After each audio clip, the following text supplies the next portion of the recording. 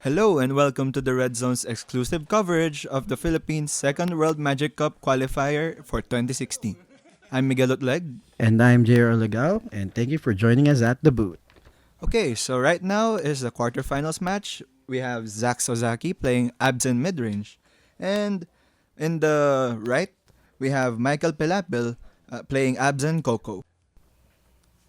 Okay, so we're underway. Alright, so Zax with his shambling vent that's tapped, and Michael with his overgrown tomb and goes down to 18. Plays a Viserys here. Okay, and you see now Sax is considering which land to play because he knows that this is a combo deck, and with his mid-range strategy, his best out or his best way to win against this deck is basically just to stop the deck from comboing out and just attacking with his threats. So we'll see what he's gonna do now, but he has a couple of cards in hand that could deal with the seer, and he might just do that. Right. And he does with his abrupt decay. Oh, and I think that's the promo card. Yeah, that's definitely the WMCQ promo card. Right. Follow up with Melira from Michael. Right. So interesting to note, this is Zach's second consecutive top 8 for the World Magic Cup qualifier. Wow, that's really a great achievement. Yeah, and Sax is really dead set on competing in the World Magic Cup. So right now he's really doing everything he can to win this one. He already suffered a defeat against a bad matchup on the last WMCQ in the finals. So maybe this time he'll get lucky. Right. So he has an overgrown tomb.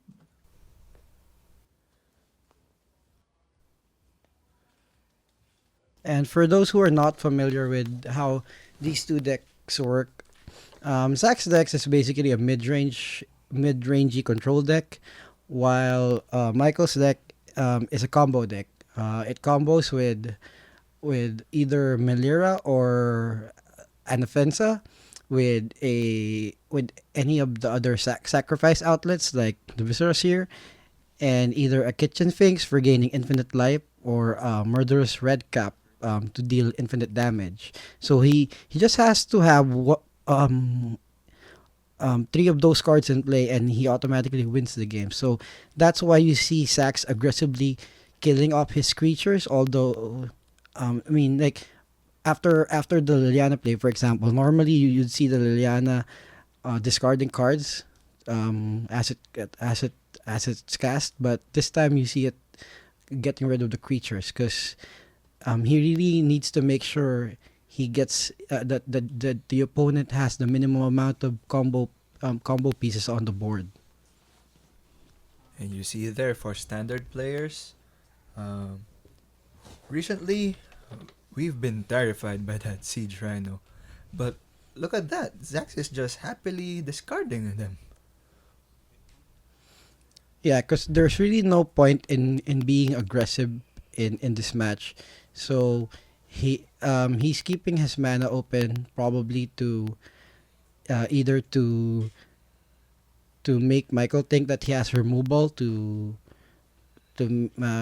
maybe make Michael not just spew out his combo pieces. But he might actually not still just keeps windmilling all of those either way.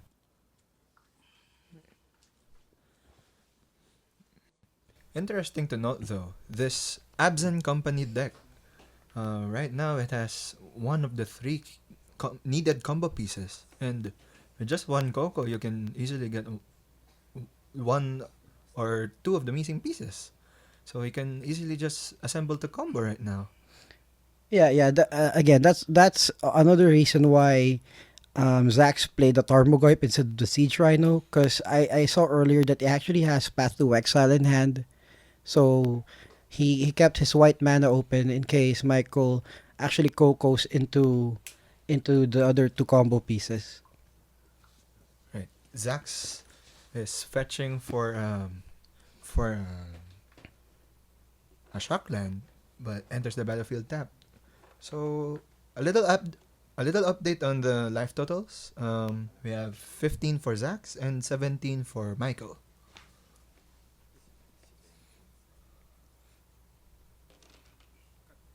Yeah, so Sax isn't really in a rush to whittle down Michael's life total, so he probably won't be tapping out for anything and just attacking with with what he has. And with the collected company player passing with 4 mana up, well, I think we all know what's coming next. Yeah, and at this point, Sax probably won't be playing anything and just making him sacrifice a creature and this and wait for him to play something, and he does. He takes down the Liliana, so I think Michael will be responding with a collected company. I'm surprised.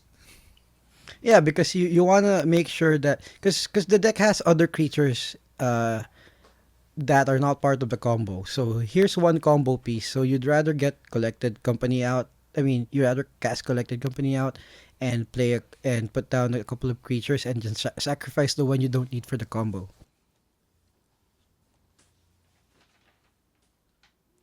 Right. And that's a Anafensa and a Spellskite. Yeah. Now I'm wondering, why do you choose the Spellskite over, let's say, Kitchen Finks, which was, I think, one of the 6 hits from the collected company there. Did he have it in the 6 cards? Yeah, he did. Huh. I'm actually not sure why you would do that. I think I'm not sure if if you're sure that he has it though. I mean, he hit it though, but I'm not sure. But I think I'm not sure if he did. He might not have, because otherwise he would have played that in the Spellskite. All right.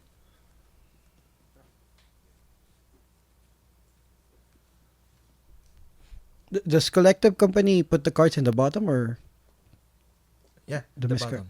Oh, in that case, he might have wanted to play the Anapensa and the Spellskites, so because he knows that because the way Sax has been playing, he's been signaling that he has removal, and he actually kept only black and white mana up when he was signaling removal. So Michael's thinking he has Path to Exile, so that's probably why he didn't um play the Kitchen Sphinx, because he doesn't want it to be exiled. Oh, okay.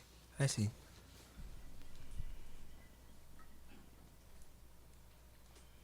And now we have Scavenging Ooze. So that really doesn't incentivize Michael to play the Kitchen Finks, huh? At this point, actually, there's no way for Michael to combo with with mana up from Scavenging Ooze, because the way Persist works is after a creature hits the graveyard, the trigger goes in the stack before the creature comes back into play. So there's actually a window for Sax to exile that card using Scavenging Ooze's ability. So if Michael wants to win by a combo here, he has to get rid of that Scavenging Ooze first.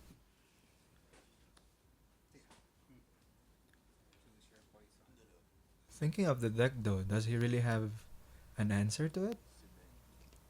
Uh, the, uh, I'm actually not sure if they play answers to that. You might want to check the deck list. But other than that, he actually has.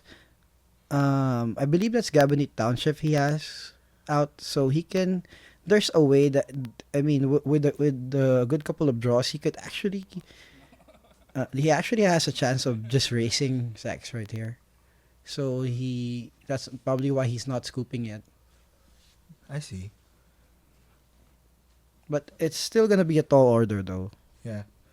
And looking at the deck list, I think there's only a copy of Arts of Pontiff and a copy of Murderous Redcap. And there's nothing really to directly remove that Scavenging Ooze.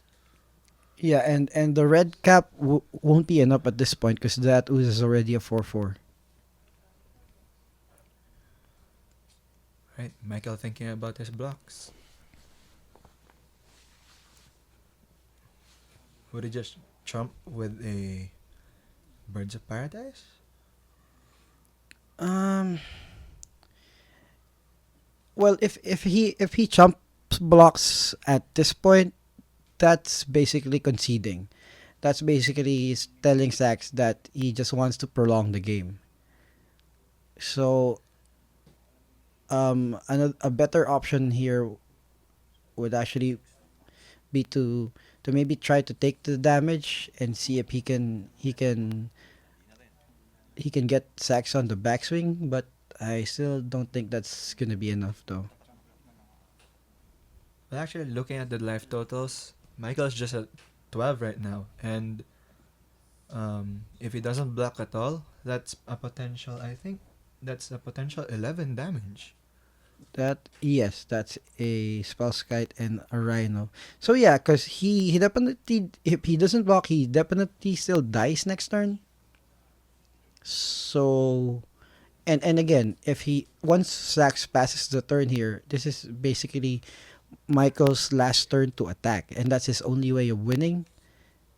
So as long as so I mean, if we're thinking of as far as outs, that's his only way to get back in the game by not blocking and take going down to one and seeing if he can get Saxon the backswing. Although it's really unlikely. Yeah, and I think he still has that Path to Exile in his hand. Yep. So it's really gonna be a tough Oh, combat step. actually, I think that's why Michael decided to block. He would go down to one, and he wanted to fetch a land. Oh, there we go. So yeah.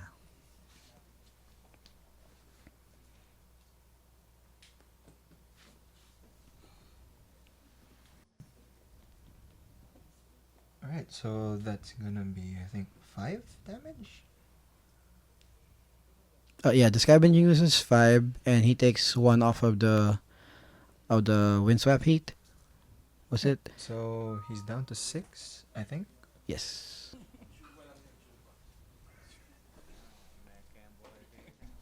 Hmm.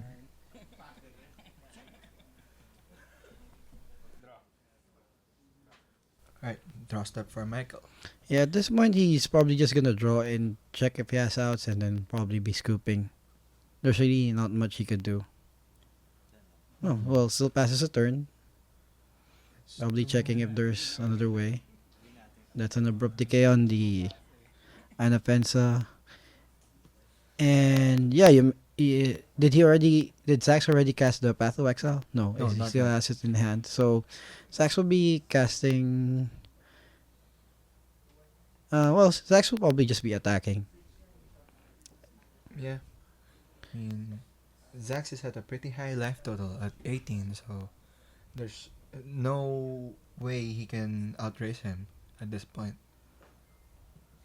Yeah, at this point, Michael's probably just playing to see what other cards Sax might play. Because like the other WMCQs, they're not playing with public deck lists. So the more info you can get, would be the better for the next game. But since Sax is probably aware of what Michael's doing, he's probably not gonna be playing any more cards.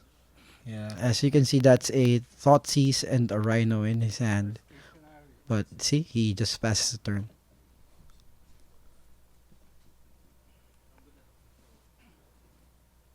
Right, and Michael scoops. That's it for game 1. Okay, so we're going to game 2. We'll be back after sideboarding. Alright, so we're moving on to game 2 of this match. Looking at the sideboard options for these two, going over for Zax, I think he only has 2 cards to choose from in Graft Digger's Cage and a piece of Thoughtseize.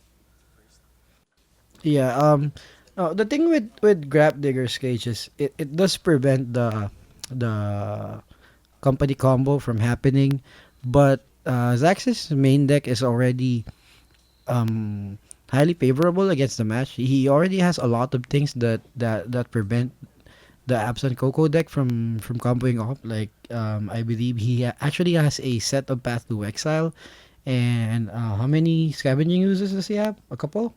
Yeah, I think so. Yeah, so he already has a lot of cards that prevent the deck from comboing. So Grab Digger's Cage, although it's a really good card, um, preventing that combo, it might be too much, or see, because Michael's other option, because Michael already knows that Zax's deck is ready against his combo. So looking at his sideboard, he actually has um, some voice of resurgences and a couple of removal spells. I believe in Yeah, he was has that two Abrupt Decays and three Path to Exiles from the sideboard. yeah. With that, Michael might be shifting his game to a more of a swarm and control type of play, because he has the ability to make his creatures a bit bigger, while Zax is not tapping out, anticipating the combo. So he actually, so if he does switch up like that, Zax will be inefficient with his mana, and Michael could be running over Zax's creatures. Uh-huh. But so it's all about one upping your opponent. So we'll see which player did what. Okay. Right. So, yeah, seeing. So this is a mulligan, I believe. Yeah.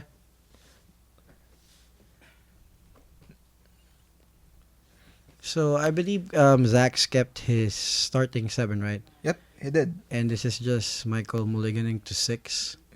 Yep. That's right. And looking at Zax's deck, he actually has three Scavenging Oozes from the main deck. Oh, that's actually a lot. And that tells you how much Zax is ready for this deck. If you remember if you remember from the last qualifier, how much Zax's deck was ready against the other deck. What was that? I believe it's bad. Yeah, yeah. Um, so the yeah, Zax's deck had a somewhat the normal configuration for his deck at that time sort of had a 50-50 matchup against the standard band deck, and he had it configured so that he was heavily favored. So I think that's also the matchup here. A regular Abzan mid-range deck would have a 50-50 chance against the Abzan company deck, because it's either the Abzan mid-range running them over, or the company deck comboing. But the way Zax made his deck here is the same as he did the standard one, where he reads the meta and knows what most of the decks are in the meta, and he is heavily configured against that deck, All right. and that's probably why he's in the top 8 again. Yeah. And that's a Voice of Resurgence signed by Winona Nelson. So, one of his playset. Yeah, and again, he's playing this way either because he took out some of the combo pieces, not taking them out, but has less of them, um, and has cards like these out, so that Zax actually wastes removal on them, while being able to attack at the same time. And Voice is actually a powerful card. I mean, if it's not Path to Exile getting rid of the Voice, it's actually a card that's really I mean, that's really hard to get rid of. Yeah, like it replaces itself. Yeah. Right, so looking at the life totals, we have, I believe, 17 from Zax and 21 for Michael, gaining 2 life from that kitchen wings. Yep.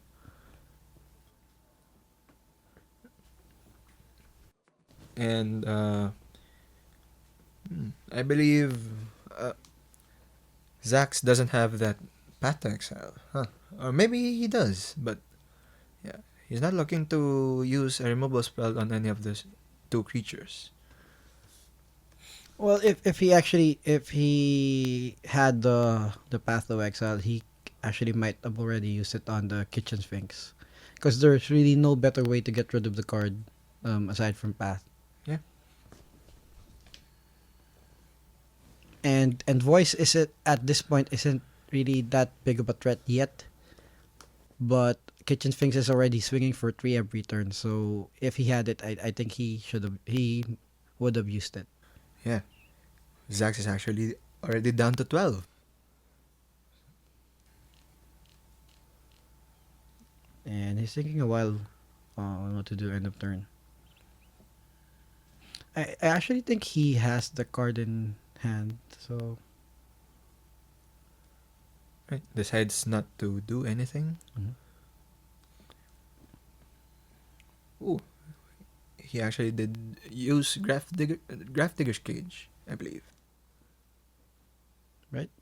So I think that's why he held up on removal, Mm-hmm. so that grab digger's cage. So because he has abrupt decay in hand, so that actually permanently gets rid of the kitchen sphinx. So that was actually a very good top deck. Yeah. Right. Um, Michael fetching, so he's down to 20. Mhm.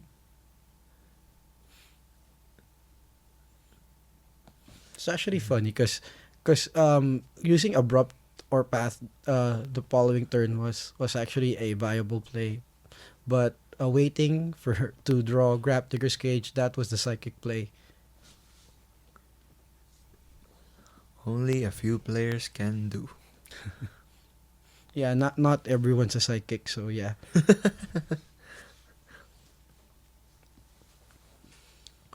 Right.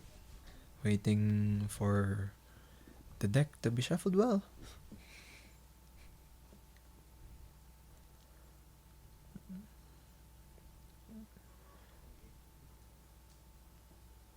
Right. And Michael draws a card.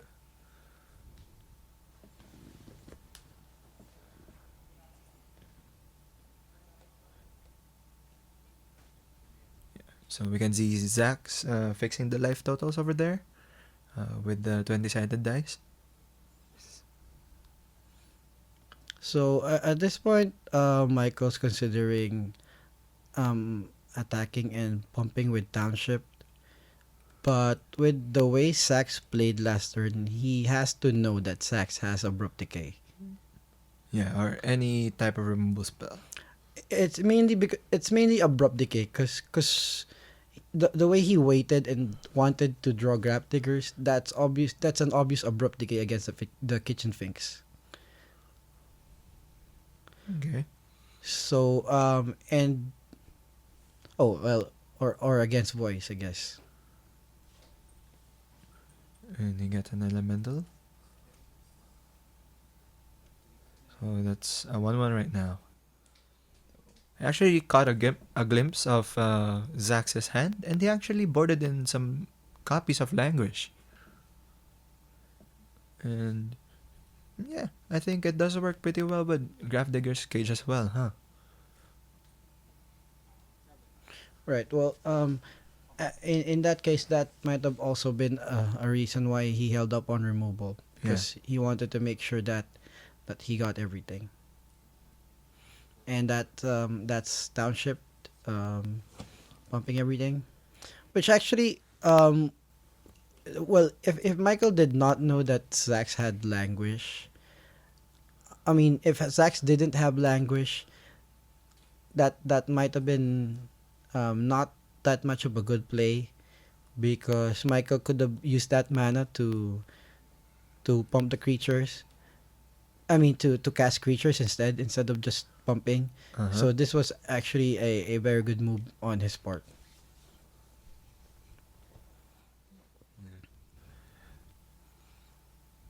Are there any other decks that use language in the format? Uh I don't think there. Well, actually, yeah. I think normally the BGX decks normally run like one or two in the sideboard. Okay. Um, so Michael just casted Kitchen Finks in his turn, gaining 2 life, so he's now at 22, while Zax is at 8 from that attack from Kitchen Finks. So Thoughtseize is at the play, he's down to 6.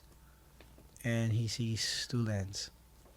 Alright, here goes Siege Rhino. Oh boy.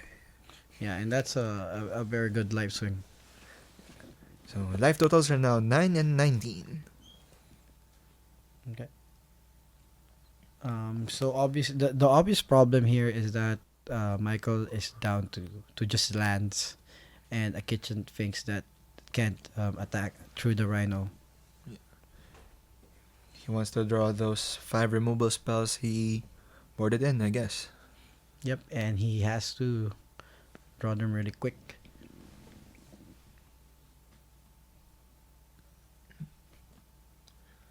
But then again, I'm not sure if it's the right time to turn the corner for Zax right now, seeing as the life totals are 9 and 18. That's kind of still far for them to raise. Well, it actually depends on what Zax has in hand. I believe he still has the path to exile from the start of the game. Mm-hmm.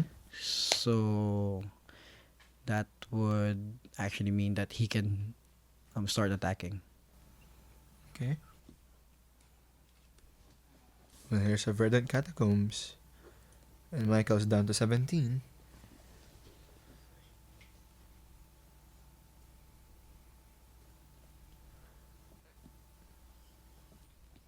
Basic Swamp is what he got.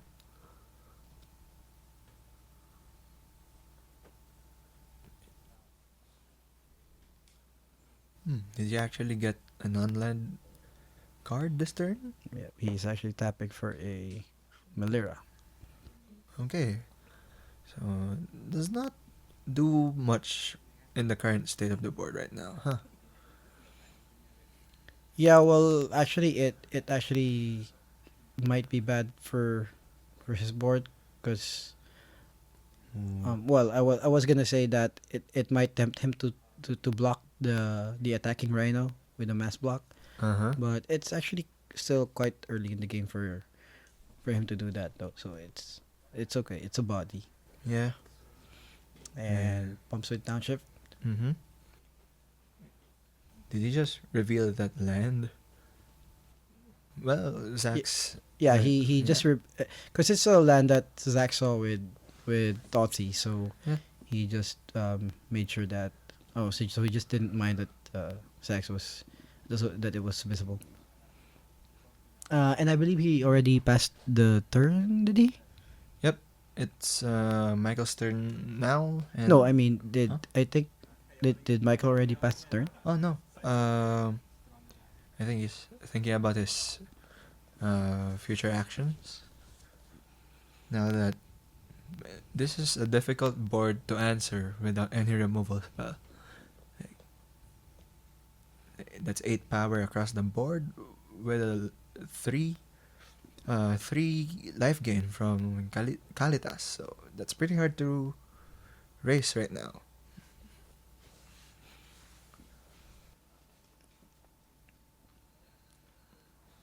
Yeah, and once again, if Michael is not able to play anything here and passes the turn,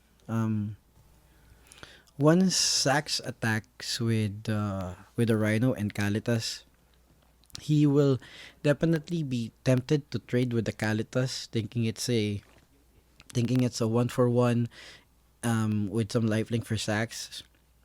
But again, Zax actually has Path to Exile in hand, so that's gonna be a problem. Right. He attacks with the kitchen things, which I believe is a 4-3, so it actually can rumble. Well, that's a 4-3, but it pumps with Township.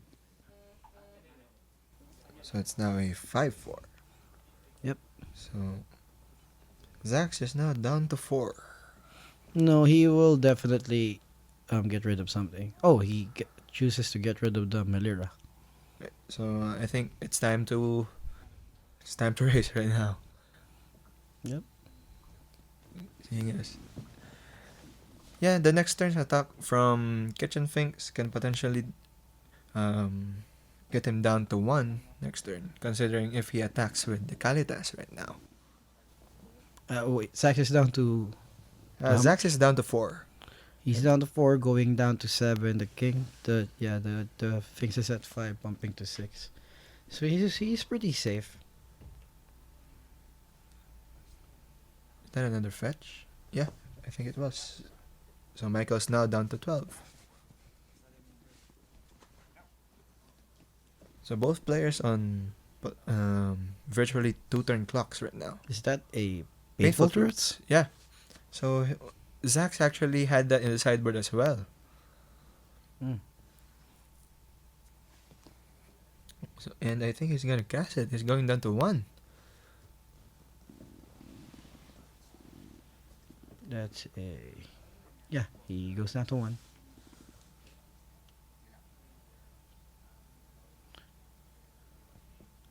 Gunning for more removal, I believe. And I believe that's a Maelstrom Pulse. Yep. Pulses the pigs. That's actually quite a risky play, knowing that he was gonna go down to 1. But I guess he was thinking that even if it didn't hit anything, the Kalitas would bring him up to 4, and the Rhino could simply block. Yeah, or if he's fearing for removal, he just doesn't attack that turn, I guess. Yeah, and he actually has a Thoughtseize, I believe. So if I'm not sure if he There we drew that. go with the handshake. And Zax wins in a convincing fashion. 2-0 for his first match of the playoffs. Okay, so as for the other matches, I think we can still catch game 3 of one of the matches. So we'll see you there. Alright,